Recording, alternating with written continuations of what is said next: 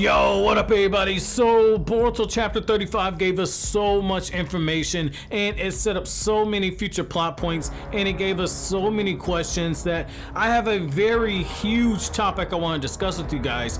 But for the anime only viewers, I want to go ahead and give you guys a quick spoiler warning. I'm going to be going over a major spoiler in the Boruto manga, and the implications of what this could mean could very well change the whole scope of the Naruto franchise going forward. So if you're an anime only viewer and you have not read the latest Boruto chapter, or you have no intention of reading the Boruto manga chapters, I thank you for your support. Over 50% of the channel is spoiler free, so I highly recommend checking out all the other content on the channel. But with that being said, if you're still here, I'm gonna assume you're okay with spoilers. So one of the major points that came out of the latest Boruto chapter, and one of the things that a lot of people bring up, is the fact that Sasuke Uchiha is clearly in over his head. And I was reading some of the comments that you guys left on the chapter review, which I'll have linked in the end credits of this video for you guys to check out if you've not seen the chapter review. But I was reading some of you guys' comments, and a few of you guys were like, oh my god, I never even considered the fact that Naruto made the same decision that Tsunade did, and that Naruto sent Sasuke into a trap in order to get intelligence, knowing damn well that he was going in without any type of backup. And so that got me to thinking. That really got me to thinking. In the back of my mind, I never really got the whole thing of what Ikimoto said out of my head, which is Ikimoto kept saying he's seen the story drafts, he knows what the story is going to be going forward, and that Kakashi is going to have a major role in the Boruto franchise coming up. And a lot of people like myself, I'm like, oh, I guess he's going to train Team 7, I guess he's going to do this, or maybe he's going to step up in this way. I personally wanted to see Kakashi maybe step up and fight some of the inner members of Kara. That way the new generation could see just how powerful Kakashi is, and so how a lot of casual fans can see how even without the Sharingan, while Kakashi loses a lot of the advantages of the Sharingan, he's actually physically stronger now that he doesn't have that draining away at his chakra. And so it's been a really good idea and a really good way for us to see Kakashi fighting. However, this is what popped in my head. I really feel as if Ikimoto might have been telegraphing what the hell's getting ready to happen. Sasuke is in over his head, and while Kakashi is nowhere near as powerful as Naruto, however, when you take into account Kakashi's intelligence, his skill, and just the plethora of jutsu that he knows and has acquired during that time he's at the Sharingan, part of me thinks that Kakashi accompanying Sasuke on what is essentially an S-rank mission, that's the highest mission tier rank you can get. And so having Kakashi accompany Sasuke on this mission, maybe not necessarily where Sasuke is now. I think that Sasuke will escape with this information about Jigen. However, I could see a scenario where Kakashi ends up going with Sasuke on one of these missions, and they make it a point to basically avoid Jigen. And what ends up happening is similar to what happened in the Hidden Rain village, where Jiraiya goes in and he gains some major information. I could see a scenario where Kakashi and Sasuke, they get some major information about the Kara organization, and if it comes down to a battle, we all know that Sasuke has to live. And so I really think that Kakashi has been set up to die. And part of the reason why I say this is every Hokage at some point has either lost their life or they've come dangerously close to being killed off. And when you look at Tsunade, Tsunade's had it twice. Kakashi as a Hokage has never gone through that. And so even though he's a former Hokage, he's still a Hokage in that right. And it's one of the reasons why I've always said I feel as if the Hokage position is a cursed position. On one hand, you have all the love of the villagers, but if you look at it, every single person that's had that position for the most part has either died or they come very close to dying as the Hokage. And so it would make a lot of sense if Kakashi is able to buy Sasuke time. Maybe Kakashi is fighting off a few of the Kara members, and because when Sasuke uses this space-time ninjutsu that he uses with the Rinnegan, it takes over half of his chakra to teleport himself and others. If we start taking that into consideration, Sasuke would be drastically weaker. And so it would give Kakashi an opportunity to kind of level the playing field a little bit, and maybe with his experience and with all the jutsu that he has, he's able to buy Sasuke time, similar in a way that Jiraiya, when he wrote that coded message on the back of the toad, he ended up taking the bullet, also the toad could get out. And so when you look at that, I can see that parallel, because what's going on with Sasuke right now is very eerily similar to what happened in the Hidden Rain Village. And that brings me to another point. Some people say, why would you say Kakashi would be the best suited? Why wouldn't Sasuke just go get Naruto? I mean, Naruto and Sasuke fighting together are just super overpowered. You're right. However, from a strategy standpoint, it doesn't make sense for Naruto to leave when Naruto's chakra is connected with Kawaki via that scientific ninja tool arm. It doesn't make sense for Naruto to leave when they know that Kara is after Kawaki,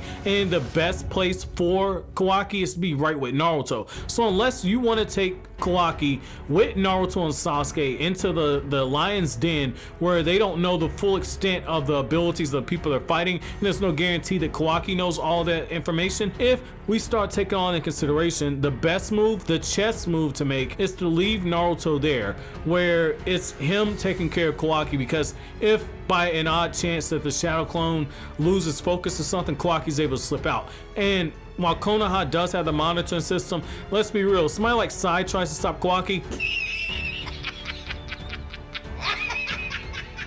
that in itself is not going to happen. Naruto's going to stay there. And so when you start going down a list of people, on one hand, maybe Sakura could go, but the problem with taking Sakura on this type of mission is Sakura holds a very high prestigious position in Konoha. She runs the Konoha hospital, so you can't afford to let her go. Tsunade is retired. Kakashi's still able to put in work. Like, Kakashi is, if I'm not mistaken, he's still younger than Tsunade was in the second part of Naruto. So when you factor all that in, I mean, Kakashi could still wear down. Like, Tsunade is a 70-year-old woman at this point. If she got into a battle, it'd be something similar to what you saw with Hiruzen Sarutobi when he fought against Orochimaru. On one hand, if Orochimaru would have fought a younger Hiruzen, he would have absolutely gotten killed. Orochimaru said it himself. But on the other hand, because when you look at Tsunade, and she's probably got better chakra control than old man third Hokage did, on one hand she could probably fight for a high level for a very long time, but a lot of her fight would be a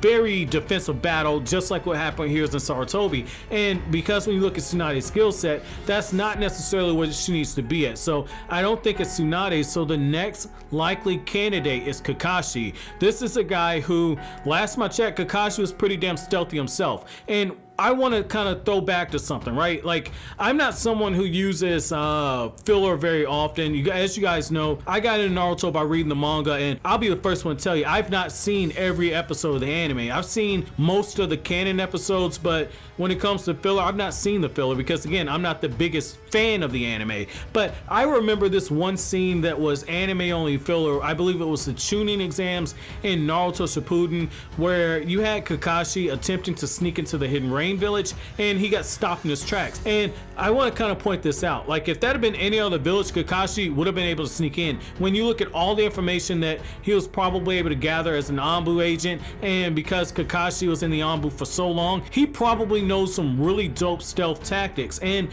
when you add in all the jutsu and the assassination techniques that Kakashi knows, he's the best suited to go with Sasuke on a mission. And so it would be really nice if in this moment, again, if Sasuke and Kakashi, they gather this information and maybe they escape by the skin of their teeth. But what I really think is going to happen is Kakashi's going to get his old man third Hokage moment, where he lays his life down, in this case not necessarily for the next generation, but more so Sasuke could escape. And I think that if you take a character like Kakashi and if you put him in this scenario, I think it will allow him to die a hero's death. It will allow him to die a hero's death, and depending on how they handle it, I really feel as if maybe if you have this fight and you have Kakashi all of a sudden say, I'm gonna use the 1000 jutsu I learned with the Sharingan, Sasuke watch this, and Kakashi just goes in straight beast mode, whipping out all these just jutsu we've never seen. And maybe like when the anime gets it, you know, you have Kakashi just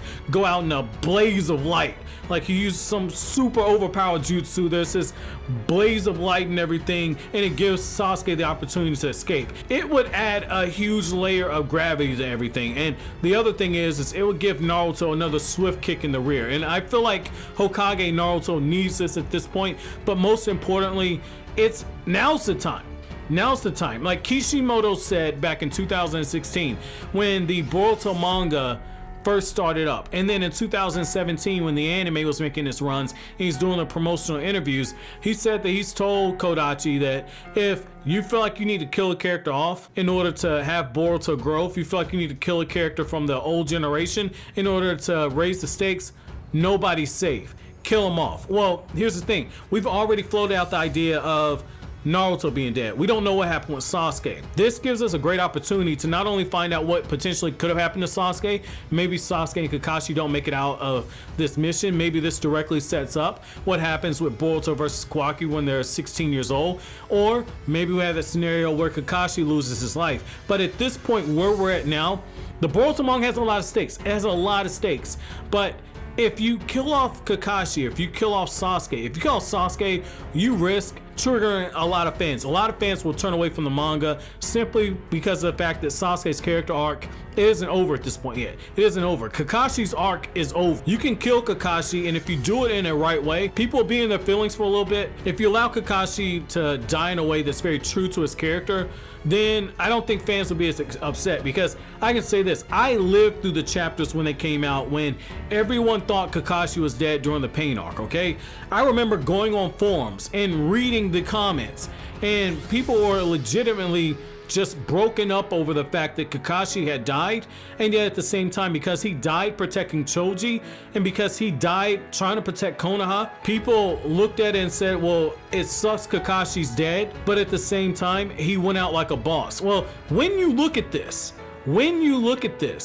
they have an opportunity to cash in on that. But I want to know what you guys think. How do you personally see a scenario where Kakashi and Sasuke team up in order to get information on the Kara organization? Who do you think they'll encounter? And most importantly, if you had to put Sasuke on a team with someone other than Naruto, who would you have him team up with for this mission? But as always, guys, if you like anything I had to say, don't forget to comment, rate, subscribe, and share. Thank you so much for watching all the way to the end. Have an awesome day, guys.